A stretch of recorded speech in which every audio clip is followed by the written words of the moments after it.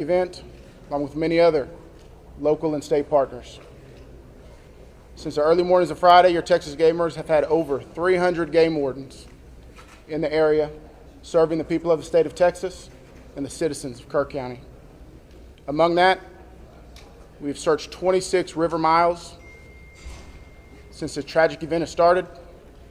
We've had approximately 444 rescues, 30 recoveries. Some of our resources and assets we have dedicated to this tragic event include 2 helicopters with hoist teams, 12 drone teams, 10 K-9 units, 9 swiftwater boat crews, 15 airboats, 16 UTVs, and 169 four-wheel drive vehicles. Your Texas game wardens will remain here and serving the community. We just ask you to continue to pray for the victims, for the families, for your first responders, for everyone involved. We'll open it up now to questions, if anybody has any. Can you talk about how challenging it is for you guys in the mud, the big trees? What's it been like, the different terrain? No, thank you for that question. Extremely challenging. You know, we've got, of course, your Texas game wardens out there, your local, your state partners, Texas Task Force 1. We've got the National Forest Service out there. We've got A&M Forest Service. We've got numerous responders with specialized capabilities where we've got these large pile of debris. And with our K-9s and you know, when we're trying to make these recoveries, these large piles can be very obstructive. And to get deep into these piles, it's very hazardous. And those specialized teams have to go in there layer by layer because our first responders, also the safety of them is concerned. So it's extremely treacherous, time consuming, it's dirty work, the water's still there. So we're having to go layer by layer, peeling these off to make those recoveries. What about mentally? Like when you guys stumble across someone who may be deceased, how do you process that? Absolutely. We process it the best we can. We have professionals in place, our crisis intervention team. All the agencies have some members representing there, and officer wellness is a first responder wellness is a key component to these operations. So we're maintaining and monitoring our officer wellness, our first responder wellness. We're making sure they have the support. It's very tragic whenever you see human life, but to see a child and that loss of life is extremely tragic.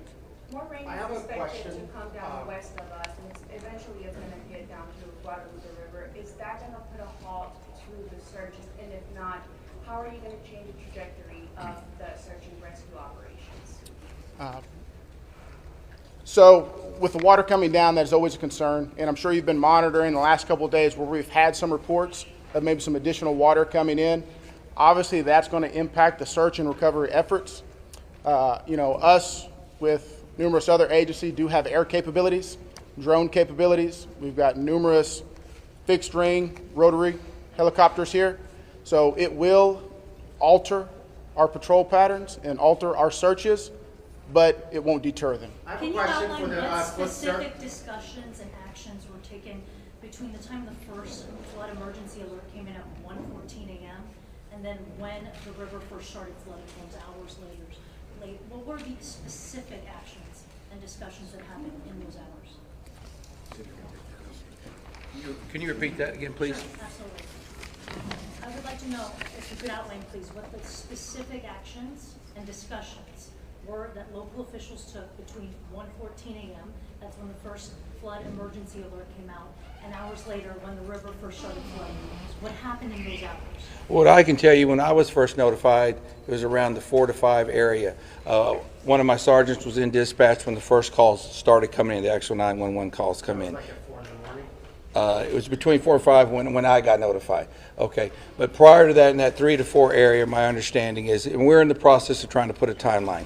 You know, that's going to take a little bit of time. As I've told you several times, that is not my priority this time. There's 3 priorities. That's locating the people out there, identifying and notifying the next of kin. That is what I'm taking as my job as sheriff here to do. Okay. With all due respect, sir, I think that the community here is asking these questions.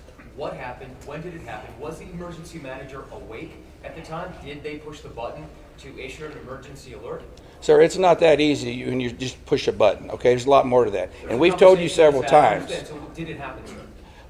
I can't tell you at this time, You okay? can't tell me if the emergency manager of the county actually issued an emergency alert. Okay, Sheriff, who Shimon, is just give me a second. the Answer Emergency the question. Operations Center? Who Let him runs answer the question. the Emergency I'll come back to you. Operations I ain't going nowhere. Appreciate it. Center? Who runs the Emergency Operations Center?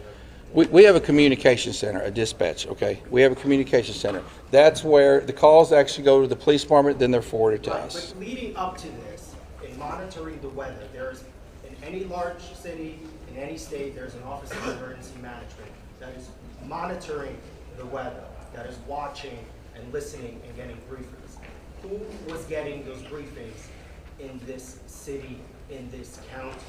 Who was receiving that information? And who would have ultimately made the decision to evacuate, hearing what was coming in from the Weather Service and other people? Okay, what we would have done when we get notified, okay, I'm gonna tell you that. You're not emergency management though, right? The sheriff's not EOC. No, there is no, Who I is meant, EOC? as the city. Yeah, okay, that. So we understand you have many questions. Hang on. No, I understand, but you're not gonna answer the question because that's up to the city manager and the mayor to answer those Correct. It's the questions. county emergency. We understand That's you the have judge. many Where is questions. the judge? The judge is not here. We understand that, but right now, this team up here is focused on bringing We people understand that too, home. but there are a number That's of our focus. questions that are All those leading up to questions this. will be answered, but the No. priority right now It seems like you're done is bringing people home. We totally understand that, and we value the incredible work that is being done by those first responders. We're seeing them out there muddy and sweaty and grinding it out day after day. But your community is asking these questions. And we will get answers. Right Right now, all of our resources are focused You should be able to answer recovery. Who was in charge of the Emergency Operations Center at the time that was getting any briefings? Do we have another question? if any I do. briefings? I think I'd like to focus on what local people can be looking for. We're looking at some erosion in roads and safety in them traveling. What can we tell people who live here right now and what they can do in their daily life? Should they worry about traveling on roads? Do we know anything about that infrastructure? Sure, absolutely. Jonathan Lamb, Kerrville Police Department. So we know that there's substantial road damage. Some roads have been closed for safety. We've got crews out there in the county shoring them up and making sure that people can travel to and from. What we're asking for the public to do to assist us is if they believe that they have seen someone, a victim, notify emergency services. Call 911, let us know, or use our non-emergency numbers, area code 830-257-8181. Contact our dispatch team and we will send officers out there. We also ask folks to limit their travel. Our first responders have had a very difficult time getting to where they need to go because of the amount of people who are flooding our roadways. We understand there's natural curiosity. People want to come here and see the flood damage. Now is not the time for sightseeing. This operation is ongoing and continuous, and it will continue. I've got time for one more question. Last question. As far as I know, the last live rescue, unless there's new information, and I don't believe there is, was made on Friday. All right, I'm afraid that's going to have to do it for this morning. Can someone answer if the bodies have been released to the families, Sheriff? Excuse me. Have the bodies been released to the families? Some. I mean, they're at autopsy. How many are still missing? Do we have an estimate among the general population, not just the girls from Mystic, even just credible reports? Is it hundreds still? Is there any estimate among the general population of how many people are still missing? No. I've told y'all several times, it's hard to know that number. No, we don't. I know the numbers that we have found, and that's all I know. You still don't want to tell us who is. All right, so we're going to continue our operations. The next time that we're going to be in front of y'all will be at 5 p.m. right back here. If there is a critical update, again, we'll provide that information to you through the contact list that you have provided to us. Thank y'all. We appreciate it.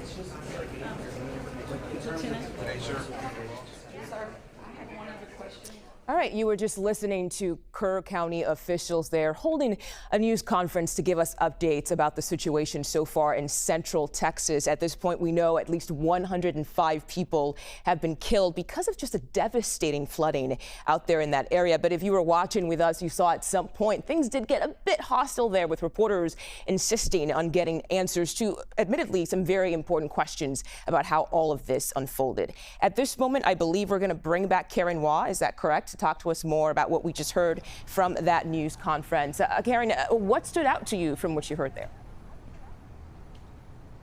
Well, Mugo, first and foremost, this press conference started off emotional like all of the other ones. It seems like with every passing few hours, we get a higher death toll. So that really hits home, knowing how grim and how much grimmer this situation is going to get in the upcoming days as they still search for the missing. Those updated numbers that we have is at least 108 fatalities across the entirety of the state of Texas and 87 deaths here in Kerr County alone.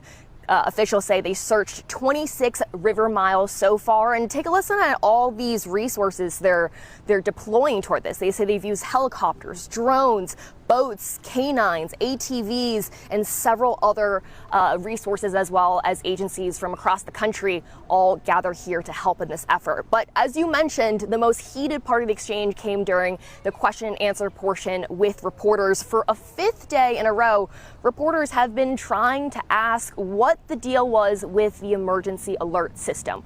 One was the exact timeline of alerts sent. Were they supposed to be sent earlier? Were they sent to allow residents enough time to evacuate?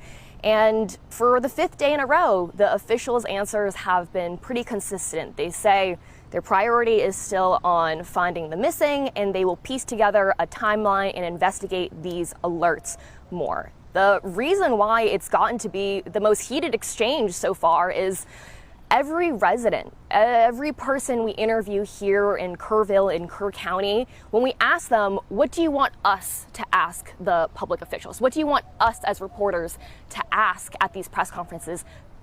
Most of them say, we want to hear about what happened with these emergency alerts. So we're trying to get answers from these leaders who represent these taxpayers, these people that they're meant to serve. Yeah, of course. Very important questions that do need to be answered. Karen, you talked about residents. I want to ask about what you're seeing on the ground there when it comes to the community coming together to help those who need it. Yeah, Muya, you know, they say it's often during the worst of times when you see the best in people. And it's sad that such tragedy makes a community stronger, but this is a small, tight-knit community of Kerrville here. We have many local restaurants, businesses who've stopped their normal operations and just turned themselves into either a warehouse for donations, like stockpiling water, clothes, food. This one wine bar we went to, they've completely turned themselves into a kitchen, and they're making thousands and thousands of sandwiches for first responders and victims' families every day. We're going to visit another organization today that's come from another part of the country, and they're also stockpiling donations. There's just too many examples and too many nonprofits to highlight that are coming in to help. Yeah, and earlier before the news conference started and I interrupted you, I was asking you about these early warning systems. Is there anything we're hearing about building something up to obviously prevent something like this from happening again in the future? Yeah, so there is a petition going around that hundreds have signed at this point calling for these outdoor warning sirens. So whereas right now here in Kerr County, some folks, they might receive an alert on their phone during an emergency, one of those really loud blares that wakes them up. Some folks tell us they didn't get that at all. So similar to ones that are in Kentucky and in the Midwest, there are sometimes these big alarms, these big sirens outdoors everywhere that will blare when something really critical is happening to make sure no one misses this. The state of Texas did debate adding in these sirens a few years ago, but it ultimately didn't pass because they said it would cost too much in taxpayer dollars. But in speaking to Lieutenant Governor Dan Patrick yesterday, what he told CBS News was that they're going to now look into these sirens and hopefully get the funding to put them in place by next summer. Mugo. Karen Waugh in Kerrville, Texas for us today. Thank you so much once again for your reporting. We really appreciate you helping us get a sense of what's going on out there. Okay, let's take a look at Austin, Texas right now. Rainfall there seems to be coming to a halt after 5 straight days of storms. Meteorologist Zoe Mintz is here now with a closer look at the drought conditions in the area and where those scattered storms are headed next, Zoe. Well, you think drought conditions and you say, hey, they need rain, right? Because they're in drought. Well, that's not necessarily the case because yes, they needed rain, but they didn't need that much rain in that short of amount of period of time. Because when the soil is this dry, it becomes what's known as hydrophobic, which means it doesn't absorb water nearly as readily as more moist soil. So this kind of acted like cement, and directly in that area that saw over 20 inches of rainfall is where there is that area of exceptional drought. So 20 inches of rain on what is basically concrete soil, all of it just washed down and created that wall of water. We are going to continue to see a little bit more rainfall throughout this afternoon, but luckily for us, it is not going to be nearly anything as impressive down in Texas and over central Texas as what we used to see. So let's take a look at the timing and the details on where that storm system currently is and where it's going to be heading over the next several hours, because as you can see, not too much going on in Texas. Thank goodness. All of the moisture has made its way over near Oklahoma into Arkansas. That's where the flash flood warnings are currently in effect, just along the border. And that area of moisture is going to continue to make its way farther northeast. But again, for this part of Texas, this area in red, this is the area that saw 15 to 25 inches since Thursday. And luckily, they aren't expecting any more than maybe a quarter to a half of an inch this afternoon. There is more potential for thunderstorms tomorrow afternoon as well. But then by Thursday and into Friday, there's going to be dry, sunny skies all day, along with warm temperatures that will allow for a lot of evaporation and will allow for us to continue to pick up the pieces. So again, central Texas, maybe an additional 0 to 1 inches of rain is possible. So keep that in mind. You might still have a little bit more, but at least it is going to get better and better. So hopefully those of you who do live there can continue to pick up what is now lost. Back to you. All right, Zoe, thank you. And you can find more information on how to help those affected by these floodings by going to our website at cbsnews.com/helptexas. We'll have more live updates throughout the day. Ahead, what we know about a ruling from the Wisconsin Supreme Court that could affect the LGBTQ community. Details when we come back. You're streaming CBS News 24/7.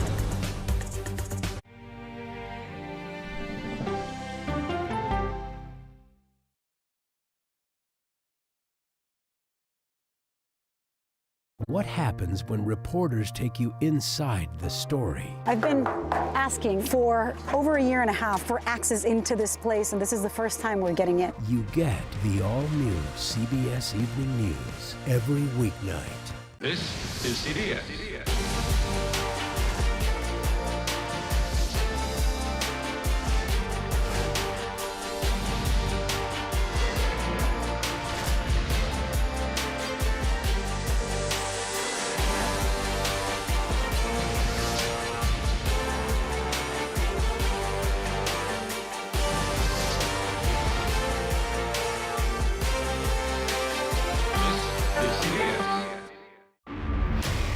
This is NCIS.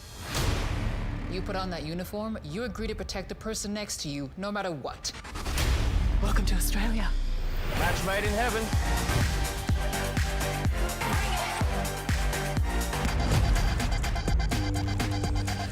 Watch out!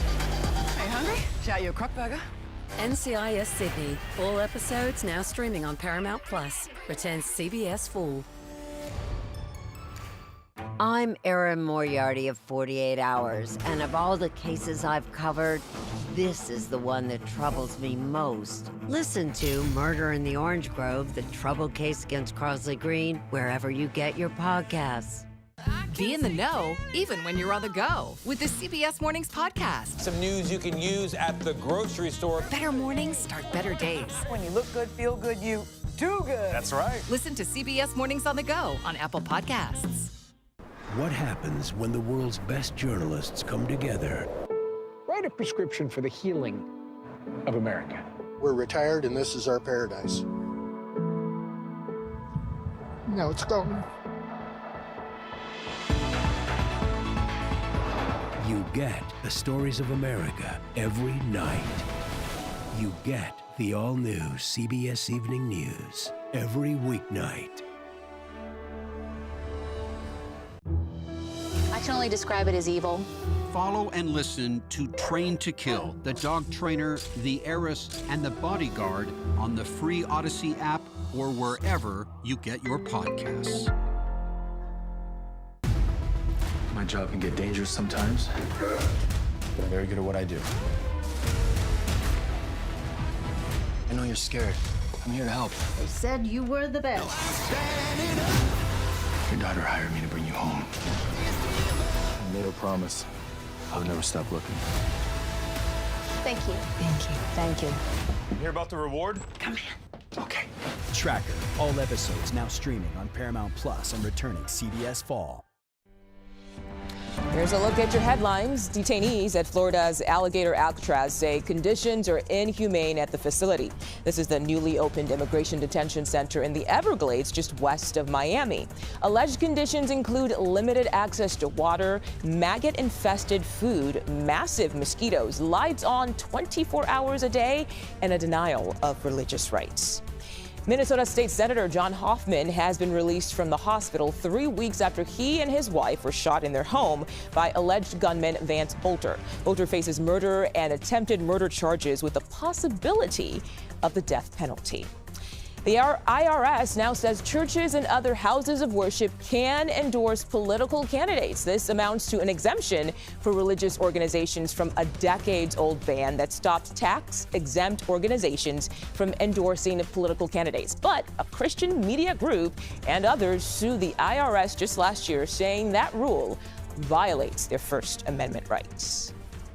All right, here's some big legal news out of Wisconsin today. The state Supreme Court there has cleared the way for a statewide ban on conversion therapy for LGBTQ people to take effect. CBS News correspondent Janelle Call has been following